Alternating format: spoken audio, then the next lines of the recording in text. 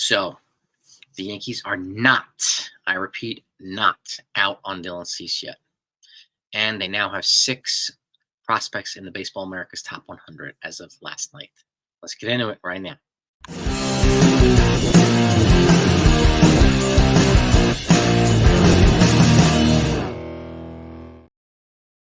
Hey gang, hope you're all doing well. Happy Sunday. Hope you enjoyed a good weekend of football for those that are football fans yesterday. And for those that are fans watching some more football today, if they're your team, I hope they win.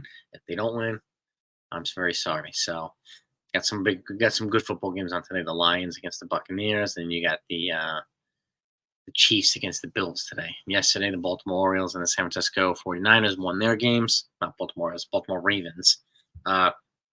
So good stuff. Good stuff.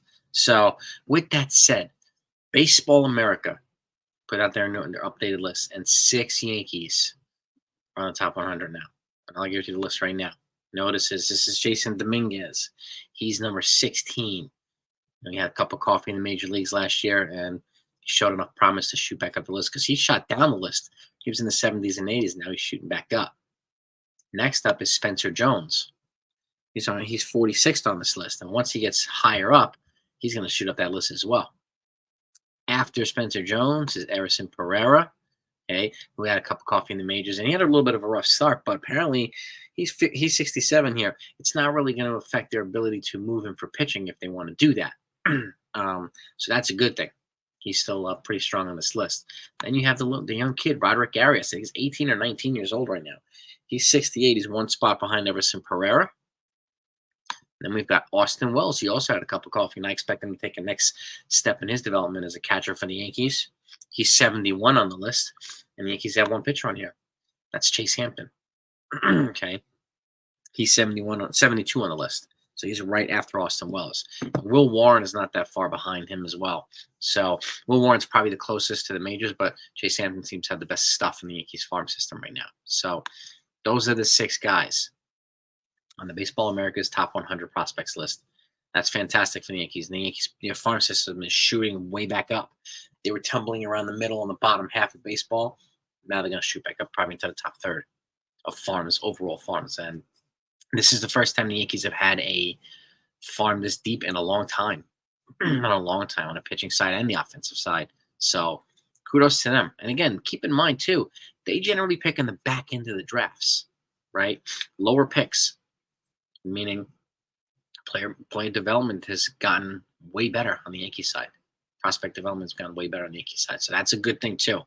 Okay. Now, the other thing I want to bring up is Dylan Cease. Okay, the Yankees are apparently not out on Cease yet. Okay. They know the Orioles have a better prospect package. And this is what happens when you play a decade in last place. You get a lot of high draft picks consecutively. Whereas the Yankees have been good, and the Yankees get bottom draft picks, Orioles get top ones. So it's easier to have highly ranked. And I think they have 7 or 8 players in the top 100. So, but I'm more impressed by the Yankees having 6 in there, picking in the back end of their rounds. So, and 2 of their kids are international kids, Dominguez and Roderick ARRAEZ. So, but that said, still impressive nonetheless. But back to the Orioles, they come clearly offer a better package than the Yankees, but they are of the opinion that as long as they keep waiting, the Yankees can strike and convince the White Sox to take their package. It might cost them this guy, Chase Hampton. I don't know yet. I think they're trying to see if they can get him without Chase Hampton, so which would be pretty impressive if they could.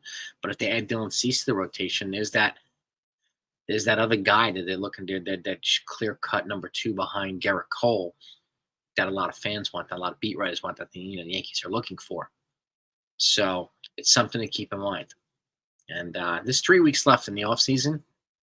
And I do expect, I'm keeping a sharp eye out on this one because I expect a decision on Dylan Cease to happen, that at the very least be made before spring training starts.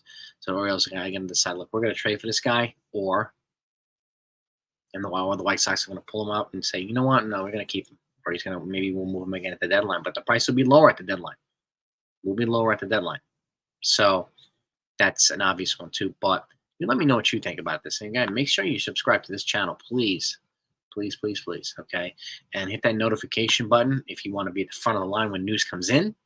And again, if you find yourself enjoying this content, hit that thumbs up. It's really, really helpful to the channel. It's greatly appreciated by me. I'll make sure you get everything consistently and accurately when it comes in. So and I thank you so much for it.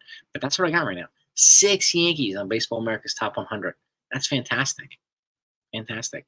And the Yankees are not out on Dylan Cease. They're lurking around right now in the weeds, waiting to strike if it presents itself. And the Marlins are still dangling Jesus Luzardo and Edward Cabrera. Okay.